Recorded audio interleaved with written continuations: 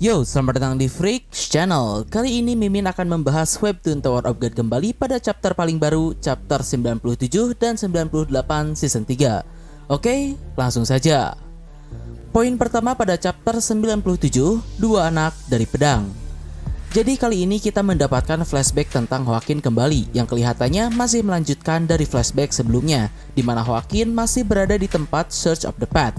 Hingga tak lama kemudian, Hwakin pun secara kebetulan bertemu dengan Vicente, yang mana di sana Vicente baru saja menyelesaikan latihannya. Di sini Hwakin bertingkah dingin seperti biasa, sampai akhirnya Vicente pun mengajak Hwakin untuk berbincang.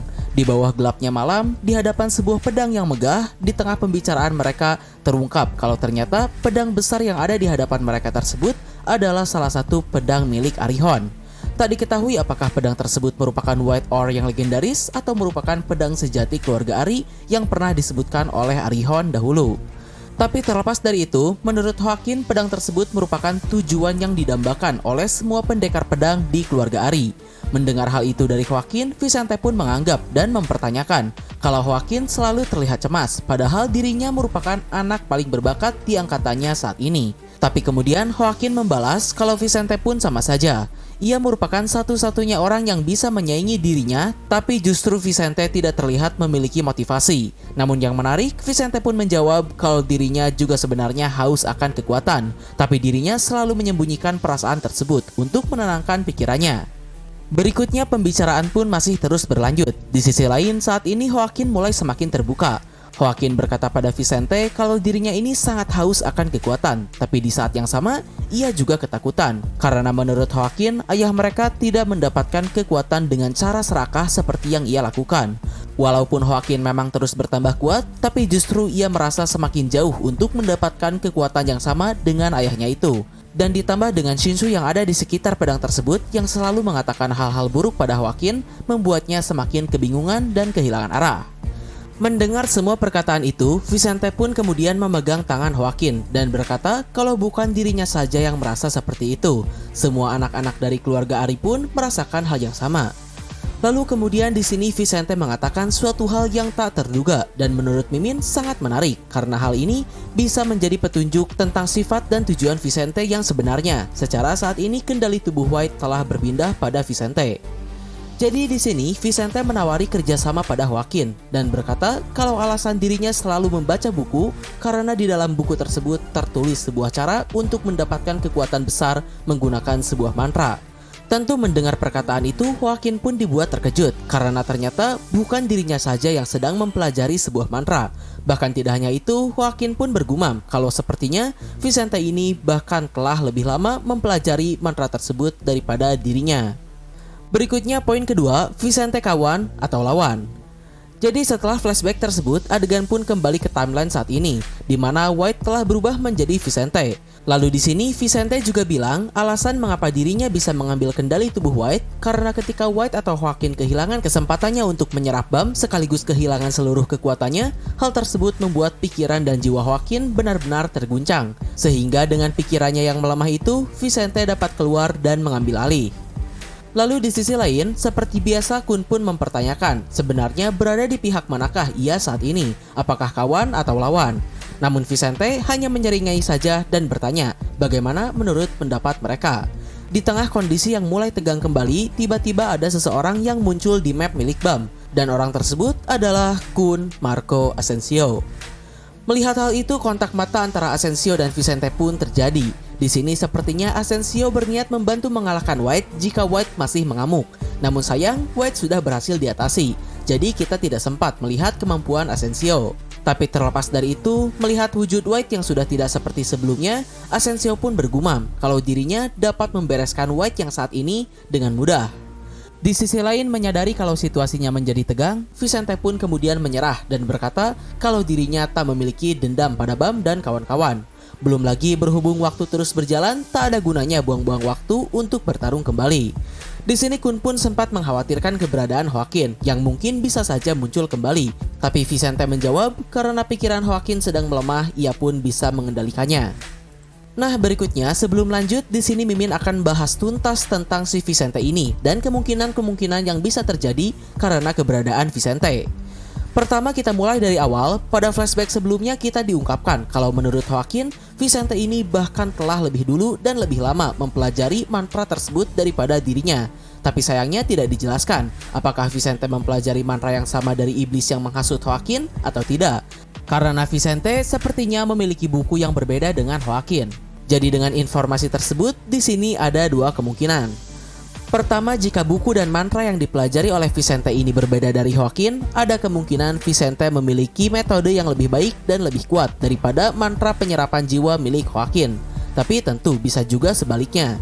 Sementara yang kedua, jika mantra dan buku yang dipelajari oleh Vicente ini sama dengan Joaquin, mengingat fakta kalau Vicente sudah jauh lebih dulu mempelajari mantra tersebut, ada kemungkinan Vicente memiliki metode yang berbeda daripada Joaquin. Secara Vicente ini jauh lebih cerdas, rasional, dan lebih baik dibandingkan Joaquin. Ia bahkan tidak setuju dengan kelakuan Joaquin yang membantai banyak penduduk menara untuk menyerap jiwa mereka. Tapi terlepas dari itu, berikutnya, dengan bangkitnya Vicente saat ini, apakah dia akan menjadi kawan atau lawan bagi Bam? Tentu saat ini Vicente bersama Bam, tapi bagaimana jika nanti? Menurut Mimin sih berhubungan dengan sifat Vicente, seperti yang kalian tahu Vicente ini benar-benar kebalikan dari Joaquin. Vicente selalu lebih tenang, kalem, rasional, dan pintar dibandingkan Joaquin. Tapi di saat yang sama, Vicente pun justru lebih tidak bisa ditebak. Contohnya saja di awal kemunculannya, Vicente langsung menggertak Kun dan Rak. Jadi intinya, Vicente ini memiliki potensi akan menjadi masalah bagi kubu Bam, terutama karena sifat dan tindakannya yang lebih tidak bisa ditebak daripada Joaquin. Walaupun Vicente ini memang terkesan polos dan penurut, tapi pada flashback sebelumnya Vicente pun mengakui kalau ia juga haus akan kekuatan, namun dirinya tak pernah menunjukkan perasaan tersebut, mengindikasikan kalau Vicente pun juga memiliki sisi gelapnya sendiri. Tapi tentu meskipun begitu, Mimin pun tidak melupakan kalau Vicente ini memiliki kepribadian yang jauh lebih baik dibandingkan Joaquin. Vicente akan membantu orang yang berbuat baik padanya, tak peduli siapapun dan sekecil apapun itu. Lalu Vicente juga tidak terlihat seperti psikopat haus darah macam Joaquin. Jadi ada kemungkinan jika sifat Vicente ini memang sebaik dulu, maka White yang berada di bawah kendali Vicente ini akan berpotensi menjadi bantuan terbesar bagi Bam. Nah lalu selanjutnya akan seperti apakah nasib dari eksistensi White ini nantinya? Melihat dari perkataan Vicente di kereta neraka, Vicente pernah berkata, jika ia berhasil menguasai tubuh White, ia berniat membebaskan saudara-saudaranya yang lain. Tapi memang untuk saat ini belum ada indikasi apakah Vicente akan memenuhi perkataannya itu atau malah Vicente sendiri belum mengetahui caranya. Sementara di sisi lain untuk Joaquin, menurut Mimin ini bukanlah akhir bagi Joaquin. Karena bagaimanapun Joaquin merupakan salah satu tokoh penting yang seharusnya dibutuhkan untuk akhir cerita nanti. Karena kalau masalah kemampuan bertarung, Mimin rasa daya serang White versi Joaquin ini lebih kuat dibandingkan Vicente. Secara seperti yang kalian tahu, Joaquin kuat pada serangannya, sedangkan Vicente pada pertahanannya. Jadi menurut Mimin, mungkin jika saatnya tiba ketika keganasan dari Yang Mulia White versi Joaquin dibutuhkan kembali, Mimin yakin Joaquin akan mengambil alih kesadaran White untuk sekali lagi. Tapi jikapun benar, Mimin rasa itu tidak akan terjadi dalam waktu dekat. Ya, tapi terlepas dari spekulasi tak jelas tersebut, Mimin sendiri sangat menunggu akan seperti apa dan sekuat apa wujud dewasa Vicente nanti. Karena saat ini alasan mengapa Vicente kembali ke bentuk bocahnya meskipun telah bersatu menjadi White itu karena semua kekuatan White telah diserap oleh Bam. Jadi saat ini Vicente tidak memiliki kekuatan yang tersisa. Oke, selanjutnya poin ketiga, terbentuknya tim yang tidak jelas. Yap, di sini setelah permasalahan dengan Vicente selesai, Kun dan Rak pun pergi ke garis finish. Yang menariknya tidak hanya Kun dan Rak, semua orang yang sebelumnya ada di map Bam pun juga ikut ke garis finish. Saking naturalnya hal tersebut, di sini Kun sampai merasa heran karena ia tidak merasa terganggu sedikit pun. Tapi pada akhirnya Kun pun bertanya akan tujuan mereka semua. Di sini Arya menjawab kalau ia telah berkhianat, jadi dirinya tidak memiliki tempat lagi di perang saat ini. Sementara Vicente jelas tak tahu apa-apa, sedangkan untuk Asensio ia memiliki tujuan yang jelas untuk bertemu dengan Marshani sekaligus membawa Kun dan kawan-kawan. Dan ya, akhirnya tim yang beranggotakan pengkhianat, pembuat kekacauan, dua keluarga Kun, satu irregular dan satu buaya pun terbentuk. Lalu mereka pun pergi ke tempat Jin Sung-ha berada, dan chapter pun berakhir di sana. Dengan berhasilnya Bam melewati permainannya ini, itu artinya tinggal dua orang lagi yang belum menyelesaikan map milik mereka. Sementara Kalavan harus menunggurkan untuk membantunya, di sisi lain Evankel masih belum ada kabar. Nah oke, berikutnya masuk pada chapter 97, sekaligus ini juga merupakan chapter paling baru di Tower of God. Poin pertama, Yama versus Yusracha memanas. Yap, di sini melanjutkan dari sebelumnya. Setelah Yusracha kena bogem Yama, saat ini sepertinya Yusracha terlihat cukup kesal karena Yama bisa memberikan perlawanan. Tapi setelah itu, jual beli serangan pun berlanjut kembali.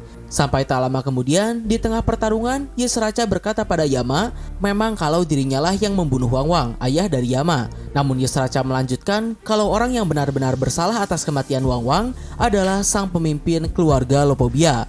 Yang menarik dari perkataan tersebut seakan mengisyaratkan kalau sebenarnya Yusracha ini tidak ingin membunuh Wang Wang.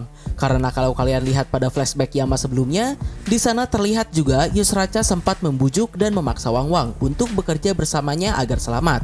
Tapi sayangnya masih belum diungkapkan lebih jauh sebenarnya apa yang benar-benar terjadi di antara Wang Wang, Yusracha, dan kepala keluarga Lopobia ini.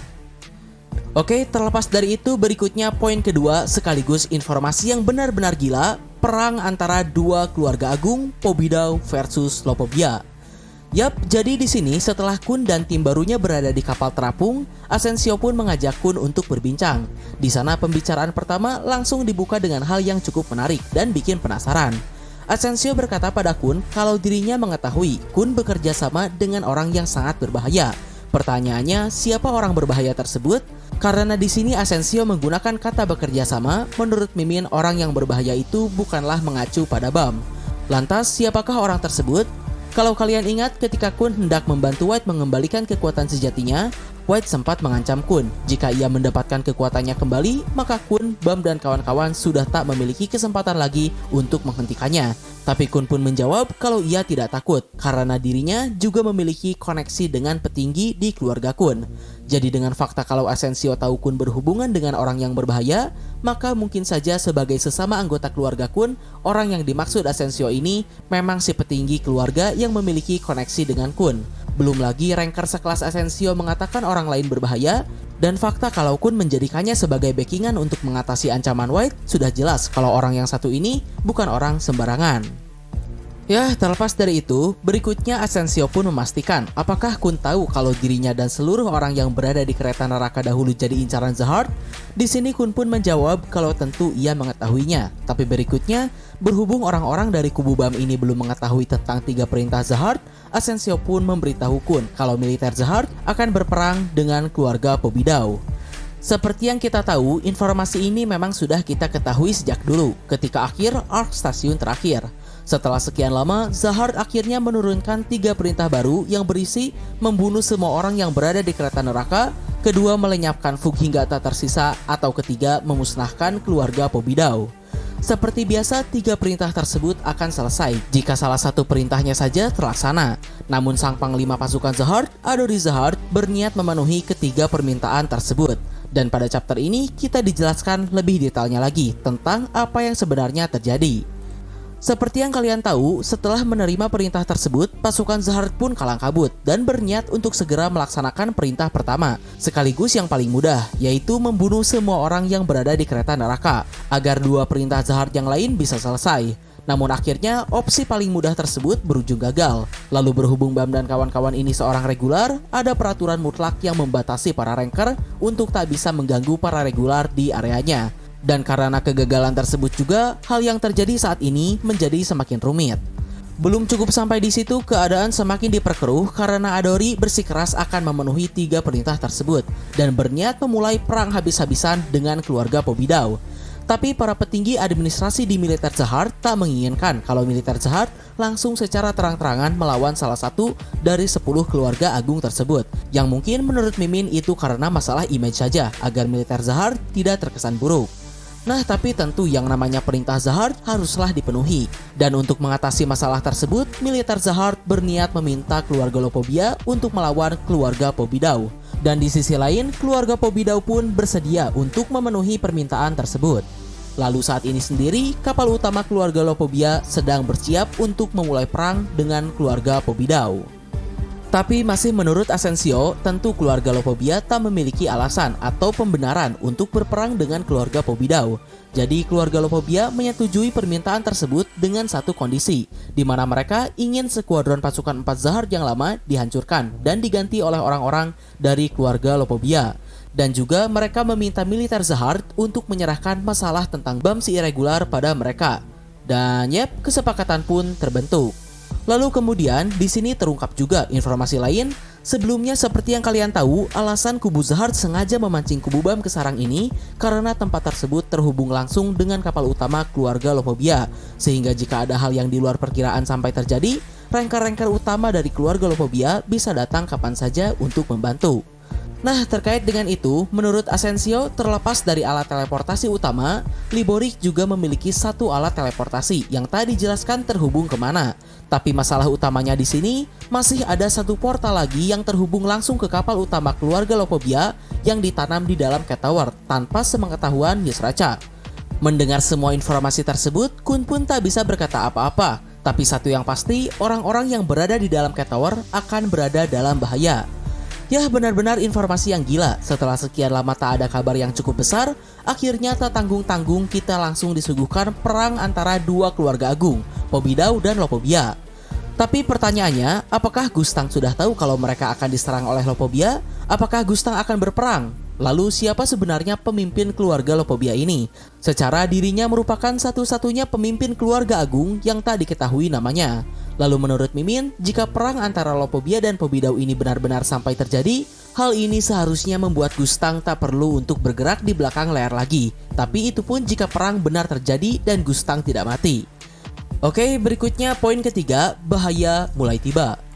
Jadi kali ini POV menyorot pada Luffy. Di sana Luffy yang berada di dalam Cat Tower masih belum menemukan seekor tikus. Dan kebetulan ia sampai di suatu tempat yang dipenuhi oleh kurungan. Di sana Luffy juga bertemu dengan salah satu orang dari ras anjing.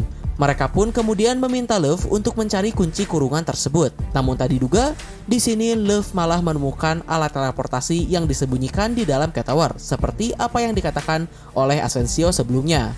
Lalu tak lama kemudian, bahaya pun mulai tiba. Saat ini alat teleportasi tersebut tiba-tiba menyala. Tak diketahui apa atau siapa yang akan datang ke sana, tapi menurut Mimin, yang pasti orang tersebut berbahaya. Ya, kita lihat saja nanti apakah orang yang muncul ini adalah karakter baru atau karakter lama yang sudah pernah diperlihatkan. Tapi terlepas dari itu, apakah benar orang-orang yang berada di Cat Tower, khususnya kubu BAM dalam bahaya? Kesampingkan para regular macam Hatsu, di dalam Cat Tower ini setidaknya kita memiliki 3 petarung kuat. Ada Cha, Dowon, dan Karaka. Jika orang-orang yang datang ke Cat Tower ini hanya sekelas high ranker biasa, Mimin rasa itu tidak akan menjadi terlalu masalah. Tapi lain cerita, jika orang yang muncul ini kekuatannya setingkat dengan komandan skuadron, itu baru masalah. Yap, kita tunggu saja pada chapter berikutnya sebenarnya siapakah orang yang akan muncul ini. Lalu terakhir, poin keempat, Bam dan kawan-kawan sampai di tempat Jin Sung Ha. Yap, kali ini POV kembali lagi pada Kun. Saat ini Kun mendapatkan peringatan dari Asensio kalau dirinya harus sangat berhati-hati karena banyak sekali orang yang lebih berbahaya daripada dirinya mengincar nyawa Bam beserta teman-temannya. Di sisi lain, mendengar hal itu hanya membuat kepala Kun semakin pening. Berikutnya adegan pun menyorot pada Bam yang telah terbangun. Melihat seorang bocah berambut putih di hadapannya, Bam pun bertanya-tanya apa yang sebenarnya terjadi. Di sisi lain, Vicente pun memperkenalkan diri kalau ia adalah salah satu dari klon yang menciptakan White. Dan untuk Joaquin, Vicente juga berkata ia tak akan bisa keluar untuk saat ini. Mengetahui kalau fakta Joaquin belum mati, Bam pun kembali tersulut emosi. Sampai akhirnya, Huaryun menengahi pembicaraan tersebut karena mereka telah sampai di tempat Jin Sung Ha berada. Dan chapter pun berakhir di sana. Untuk chapter ini sih menurut Mimin, dengan informasi tentang perang antara dua keluarga agung saja sudah cukup membuat Mimin penasaran tentang apa yang akan terjadi ke depannya. Apalagi dengan ancaman para ranker utama keluarga Lopobia yang bisa datang kapan saja ke sarang ini, apakah Bam mampu untuk lolos hidup-hidup tanpa kehilangan siapapun dari kejadian ini? Atau mungkin Bam akan kembali mengulang penyesalannya karena tak bisa menyelamatkan teman-temannya? Ya, mungkin kurang lebih itulah pembahasan webtoon terbaru TOG ini. Mohon maaf untuk kesalahan dan kekurangannya. Like, share, subscribe kalau suka, komen bila ada kritik dan saran. Terima kasih telah menonton. Ciao.